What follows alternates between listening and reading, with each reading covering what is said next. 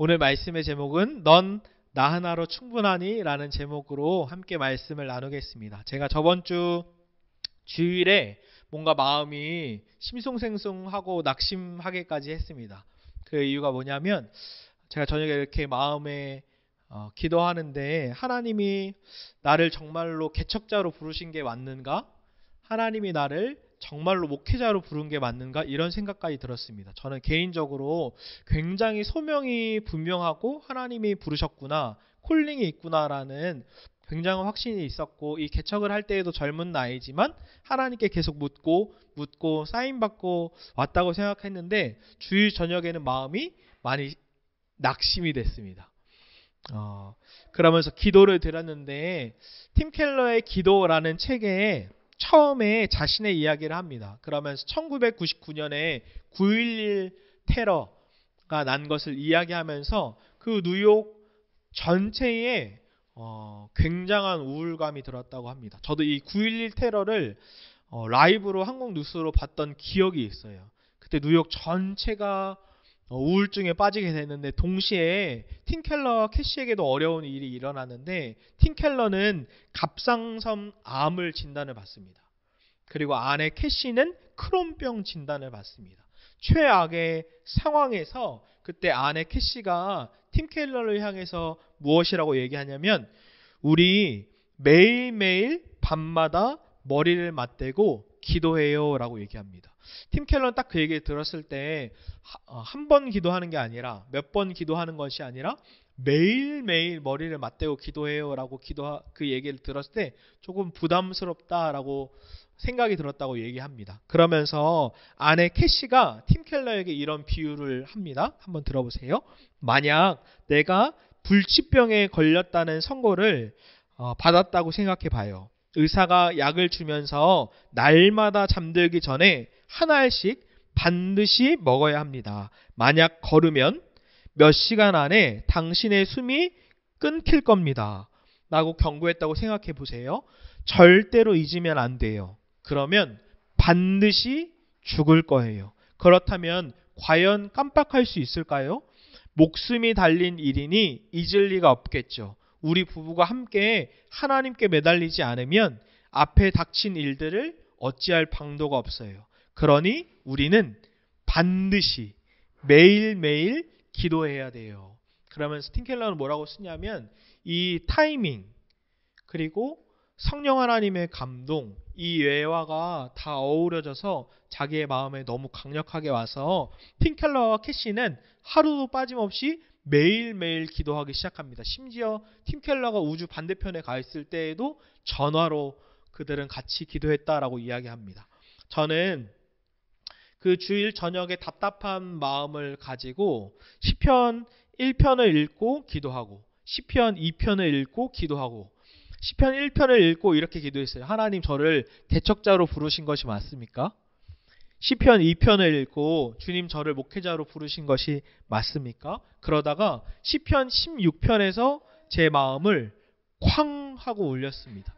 왜 울렸냐면 다윗의 삶이 제게 너무 와닿았기 때문이에요. 우리 한 번 더 읽어볼까요? 시편 16편 8절 10절 말씀입니다. 시편 16편 8절에서 10절을 한 번 더 읽어보겠습니다. 시작. 내가 여호와를 항상 내 앞에 모심이여 그가 나의 오른쪽에 계심으로 내가 흔들리지 아니하리로다. 이러므로 나의 마음이 기쁘고 나의 영도 즐거워하며 내 육체도 안전히 살리니 이는 주께서 내 영혼을 수월에 버리지 아니하시며 주의 거룩한 자를 멸망시키지 않으실 것임이니이다. 아멘. 제가 이 말씀을 읽는데 마치 예수님께서 제 앞에 저에게 이렇게 물으시는 것 같았어요. 사나야 넌 나 하나로 충분하니? 그때 제가 하나님께 뭐라고 말씀드렸냐면 하나님 저는 목회 성공도 중요하나 봅니다. 또 물으시는 것 같았어요. 사나야 너는 나 하나로 충분하냐? 그때 제가 뭐라고 기도드렸냐면 예수님 그럼에도 불구하고 저는 예수님 한 분으로 정말로 충분합니다. 단 제가 조건을 달았어요. 단 오늘 이 시편 말씀을 쭉 읽으면서 저에게 와닿았던 것 중 하나도 주의 날개 그늘 아래에 있다라는 게 와닿았어요. 그러니까 하나님, 제가 주의 날개 그늘 아래 날마다 있기를 원합니다. 하나님, 제가 매일매일 이처럼 주님을 만나기 원합니다. 그러면서 주님이 한 가지 더 마음을 주셨는데, 나는 너와 매일매일 이런 시간을 갖고 싶단다. 설교를 준비하기 위해서 성경을 보는 것만 아니라 그 사명도 너무나 중요하지만 하나님과 제가 교제하기 위해서 매일 말씀 읽고 매일 기도하고 주님과 교제하는 시간을 하나님께서 원했단다, 이런 마음을 주셨습니다. 그러면서 한 책이 생각났는데, 내 마음 그리스도의 집입니다. 여기 챕터 중에 거실이 있는데, 그 거실에서 주인공과 예수님이 날마다 만나면서 교제하고 대화하기를 약속을 해요. 근데 이 주인공이 점점점 바빠지니까 바빠지고 귀찮아지면서 예수님과 교제를 멀리합니다. 그러다 어느 날 막 황급히 옷 입고 출근하는데 거실에 누가 앉아 있는 거예요. 이 이미지처럼 예수님이죠. 예수님은 늘 날 기다리셨구나, 이것이 생각이 났습니다. 주님은 날마다 주인공과 교제하기를 기다린 것이죠. 제가 주일날 저녁에 이렇게 시편으로 기도한 다음에 여러분들 기도해 주셔서 월요일날 산업목자교회의 목회자 예수동의 일기 세미나에 간증을 하러 잘 갔다 왔습니다. 가면서 제가 그때도 또 기도를 드렸어요. 하나님, 저에게 또 다른 사인을 주세요. 개척의 길이, 목회의 길이 정말 맞다면 주님이 또 다른 사인을 주세요라고 기도하면서 갔을 때, 딱 도착해서 제가 이 사진을 찍을 때 그 자리에서 딱 기도하고 사진을 탁 찍었어요. 그때 한 분이 저한테 와서 장사하나 목사님 안녕하세요 이렇게 인사를 하는 거예요. 마스크를 써서 제가 못 알아봤어요. 근데 알고 보니까 전에 교회에 있었던 의정부 비전교회에 사역했던 모니카 선교사님이셨어요. 사모님이셨는데 저에게 뭐라고 얘기해 주셨냐면, 목사님, 중고등부 예배 때 늘 예수 동행을 외쳐서 저도 혼자서 예수 동행 일기를 쓰기 시작했어요. 그때부터. 그러다가 혼자 하는 게 너무 한계가 있어서 여기까지 예수 동행 일기 세미나까지 오게 됐어요. 근데 딱 스케줄에 장사야 목사님 간증이 써 있어서 너무 놀랐어요 라고 하면서 저에게 인사해 주셨어요. 그리고 제가 기도를 하는데 그때 주님이 주시는 마음도, 사나야, 이게 내가 너한테 주는 사인이다. 열매가 없는 것 같이 보이지만, 눈에 보이지 않지만 예수님과 친밀하게 동행하는 삶을 내가 살 때 누군가에게는 열매가 흘러갔구나라는 생각이 들었습니다. 또 하나 사인이 있었는데, 아내에게 한 지체가 연락이 와서 꿈을 꿨다고 얘기해 줬어요. 예배당에서 오늘 우리가 찬양했던 우리 바다 덮음 같이 요 찬양을 하는데 그곳에 같이 있고 막 꿈속에서 눈물을 흘리면서 하나님을 예배했다라고 이야기를 해주는데 저에게 많은 격려와 위로가 됐습니다. 우리 한 번 더 시편 16편 8, 9절을 읽을 건데요. 이번에는 우리말 성경으로 한번 읽어봤으면 좋겠습니다. 8절과 9절입니다. 시작. 내가 여호와를 항상 내 앞에 모셔둡니다. 주께서 내 오른쪽에 계시니 내가 흔들리지 않을 것입니다. 그러므로 내 마음이 기쁘고 뛸 듯이 즐거워하며 내 몸도 안전할 것입니다. 제가 이스라엘 성지순례 갔을 때 너무 인상 깊었던 것, 영감을 받았던 곳 중에 하나가 어디냐면 다윗의 아둘람 동굴입니다. 전 여기 정말로 잊지 못해요. 예수님의 골고다 길 다음으로 좋았던 데입니다. 이 아둘람 동굴이 얼마나 임팩트가 있었냐면, 이 동굴이 너무나 조그매서 보면 같이 제 신학생 전도사님들인데 몇 분은 못 들어갔어요. 왜냐하면 키가 190 넘거나 등치가 너무 크시면 거기에 못 들어간다고 하더라고요. 다행히 전 들어갔어요. 전도사님 여기까지 와서 못 들어가고 정말 들어갔는데, 이 굴처럼 안에 더 들어가면은 쪼그려서 기어서 들어가요. 완전히 좁은 데도 있어요. 여기에 들어가서 사울을 피해서 아둘람 동굴에 다윗과 사람들이 숨어 살았던 곳이고, 정말 여기서 기도했고 하나님의 임재를 경험했던 거죠. 저는 여기 안에 완전히 아둘람 동굴 안에 들어갔을 때 마치 어떤 느낌이냐면 다윗의 생기가 느껴질 정도로 너무나 감격스러웠어요.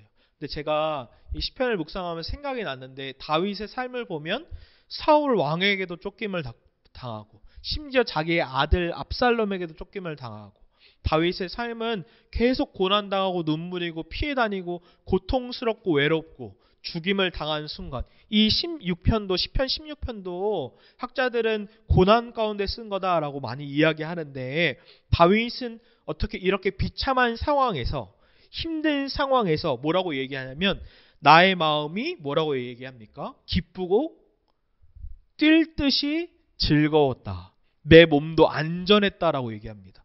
저는 이거 묵상하면서 어떻게 다윗이 이렇게 뛸 듯이 기쁠 수 있지? 어떻게 다윗이 이렇게 즐거워할 수 있지? 이런 생각을 했습니다. 그 열쇠는 8절에 있습니다. 내가 여호와를 항상 내 앞에 모셔둡니다. 주님이 내 우편에 내 오른편에 계십니다. 이 열쇠에 있습니다. 저는 특별히 묵상한 게 항상이라는 단어예요. always. 계속해서 주님을 바라보는 것. 한번 생각해 보세요. 다윗이 모든 삶에 항상 주님을 앞에 모시는 거예요. 저는 묵상하면서 항상 바라본다는 것이 무엇일까? 제가 어떻게 묵상했냐면 핸드폰에다가 always를 써놨어요. 항상. 도대체 하나님이 다윗이 항상 주님을 앞에 모신다는 건 무엇인가? 항상 앞에 모시고 살 수는 있을까? 이런 고민을 하다가 제 결론은 그렇게 살 수 있다였습니다. 왜냐하면 한번 생각을 해보세요. 어떤 사람은 주식을 항상 바라보는 사람도 있어요. 어떤 사람은 애인을 항상 바라보는 사람도 있어요. 어떤 사람은 손주를 항상 바라보는 사람도 있어요. 어떤 사람은 핸드폰을 항상 바라보는 사람도 있어요. 제가 묵상하다가 거의 24시간 사람과 붙어 있는 것은 핸드폰이다 이런 생각이 들었어요. 거의 떨어지질 않더라고요. 제가 핸드폰에 대해서 저희가 금요일 날은 가정이 저희 금요 예배가 없잖아요. 금요일 날 선한목자교회로 온라인으로 집에서 예배를 드리는데 어느 날은 제가 핸드폰을 옆에 두고 예배를 드렸어요. 그런데 핸드폰이 전화도 오고 문자도 오고 카톡도 오니까 제가 예배에 집중을 못 하더라고요. 핸드폰을 거의 가지고 예배를 했어요. 그때 제가 어떤 생각이 들었냐면 이게 사도 바울이 내 앞에서 설교를 해도 내가 핸드폰을 가지고 예배하면 은혜 받을 수 없겠다. 아니 예수님이 설교하셔도 내가 핸드폰 하면서 예배를 드리면 은혜 받을 수가 없구나. 그때 은혜를 하나도 못 받았어요. 근데 제가 이번 주 금요일날 예배 엊그저께 드릴 때에는 핸드폰을 멀리 그냥 책상 위에 놔버렸어요. 막 나중에 보니까 전화도 왔더라고요. 근데 그리고 제가 예배를 드릴 때 이 말씀을 계속 묵상하고 있어서 예수님을 항상 앞에 모시고 예배했어요. 여러분 한번 생각을 해보실래요? 주님이 우리와 함께 하시죠. 아멘입니까?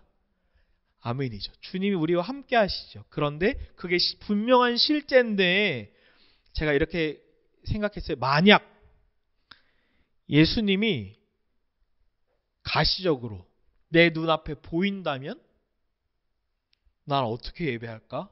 이걸 금요일날 딱 예배하는데 그 생각이 들었어요.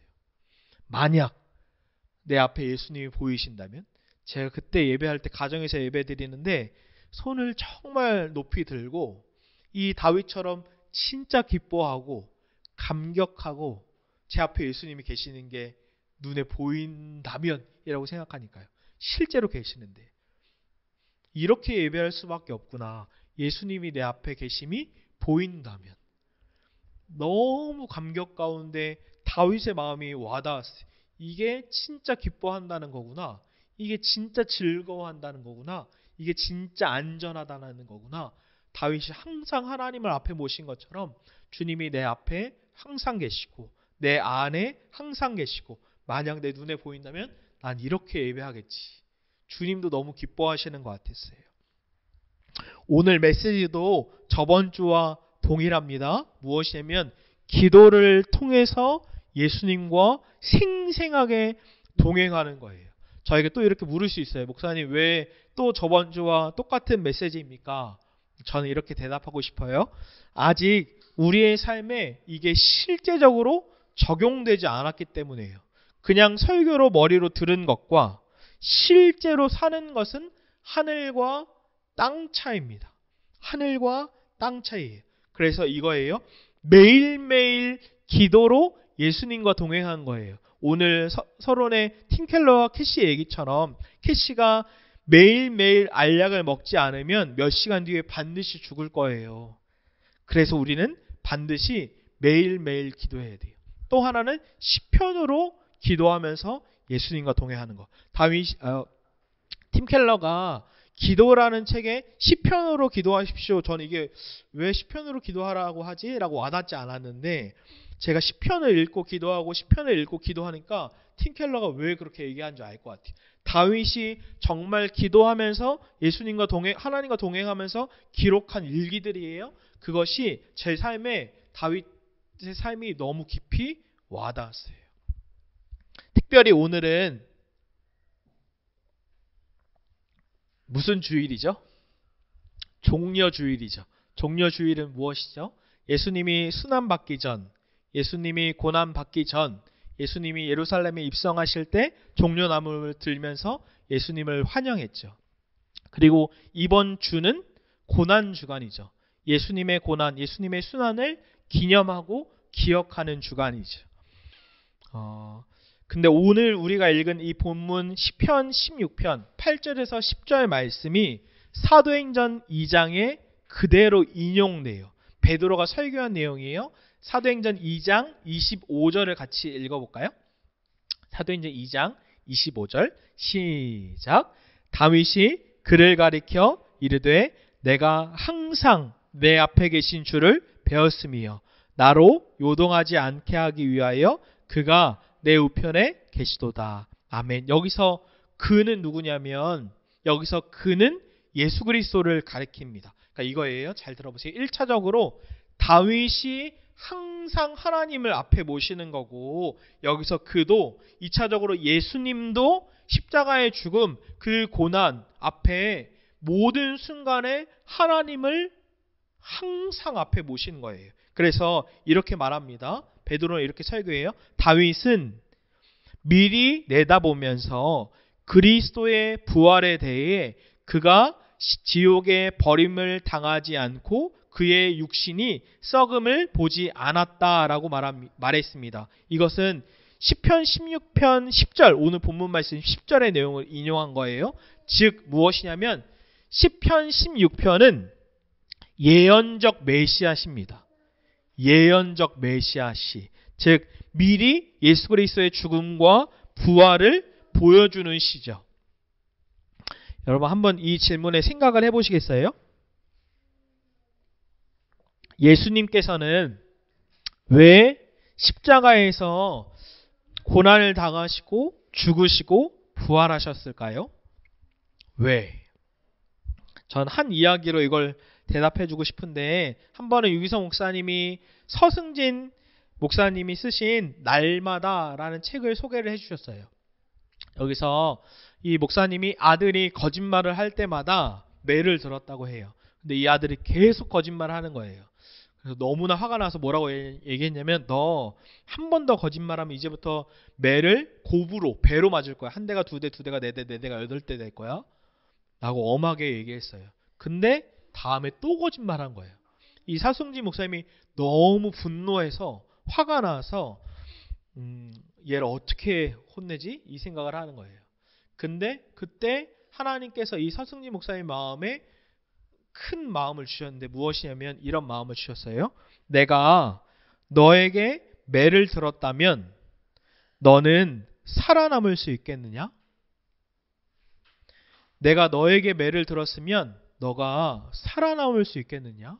이 말은 무엇이냐면 아들이 지은 죄보다 비교할 수 없이 그 아빠 서승진 목사님이 더 큰 죄를 지었다는 거예요. 끊임없이 그 죄를 용서해주고 용서해주고 용서해주신 하나님인데 그 하나님이 용납해주지 않았다면 그는 그 하나님의 매, 하나님의 진노를 감당할 수가 없는 거죠. 그때 서승진 목사님이 깨달았대요. 아, 하나님이 진짜 나를 용납하셨구나. 지금까지 용서하셨구나. 지금까지 나를 안아주셨구나. 그래서 아들이 집에 딱 왔는데 아들도 이미 알았대요. 아빠한테 맞겠구나. 너무 혼나겠구나. 근데 그 아빠가 아들을 확 안아줬대요. 그리고 용서를 구하고 거의 가족 파티를 했대요. 그러면서 처음에는 아들이 믿겨지지 않았는데 그 아빠의 용납과 사랑이 점점점 느껴졌대요. 복음적인 아빠죠.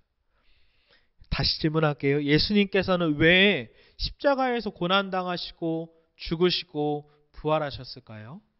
전 이렇게 대답하고 싶은데 하나님께서 그 아들 예수 그리스도를 내어주신 이유는 우리를 용납하고 용서하시고 만나주시고 안아주시기 위해서예요. 마치 그 아빠가 아들을 용납하고 안아준 것처럼 우리가 기도를 통해 하나님께 죄를 고백하고 하나님께 용납받고 하나님 품에 완전히 들어가는 거죠.